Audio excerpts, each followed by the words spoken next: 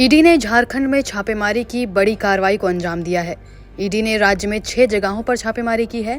इस दौरान एक टीम को ऐसे शख्स के घरों से नोटों का पहाड़ मिला है जिसकी सैलरी महज 15,000 रुपए है। बताया जा रहा है कि ईडी को 20 से 30 करोड़ रुपए कैश मिले हैं।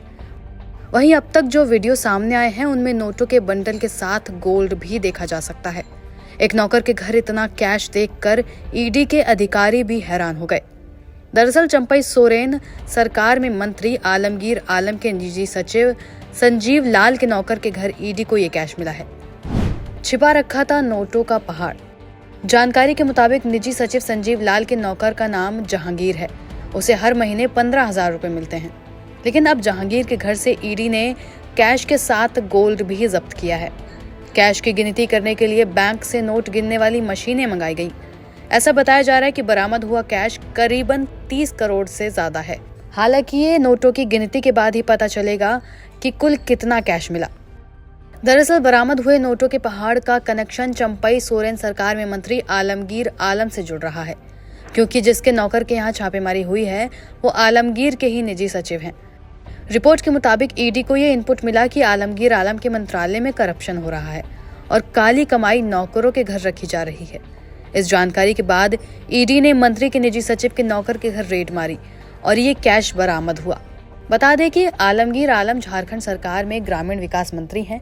वो कांग्रेस के सीनियर नेताओं में से एक हैं। 2006 से 2009 तक विधानसभा के अध्यक्ष भी रह चुके हैं। वो साल 2000 में पहली बार विधायक बने थे। इससे पहले हेमंत सोरेन सरकार में भी वो मंत्री रह चुके हैं। ऐसे में अब इस नोटों के पहाड़ से कनेक्शन जुड़ने के बाद उनकी और उनके पार्टी दोनों की मुश्किलें बढ़ती नजर आ रही हैं। संजीव कई मंत्रियों के साथ काम कर चुके हैं। मंत्री आलमगीर आलम के पर्सनल सेक्रेटरी संजीव कुमार लाल पहले भी कई मंत्रियों के पीएस रह चुके हैं। सबसे पहले संजीव लाल विमला प्रधान के पीएस थे। उसके बाद उन्होंने पीएस रहने का सिलसिला चालू रखा। उनकी इतनी पहुंच थी कि चाहे कोई भी सरकार हो, वे किसी न किसी मंत्री के पर्सनल सेक्रेटरी जरूर बन जाते थे। संजीव लाल एक सरकारी मुलाजिम है। वो हमारा पीएस है और हम लोग भी जब भी पीएस यूएस सिलेक्शन करते हैं तो अनुभव के आधार पर करते हैं। इसके पहले भी 2 मंत्री का पीएस रह चुके थे। अब हम लाए हैं, सरकारी मुलाजिम है। टीवी में आप लोग जो देख रहे हैं हम भी वही देख रहे हैं। अब ईडी का क्या निष्कर्ष आएगा बाद में बताया जाएगा। सर आपका नाम भी जोड़ा जा रहा है बार बार। देखिए मेरा पीएस है, विभाग बोले वो सरकारी मुलाजिम है और मेरा पीएस है। और हम लोग जो पीएस को रखते हैं तो अनुभवी देखकर ही रखते हैं। इसके पहले भी एक जगह नहीं 2 मंत्री का पीएस रह चुके थे। उसी आधार पर उसको हम लोग लाए थे।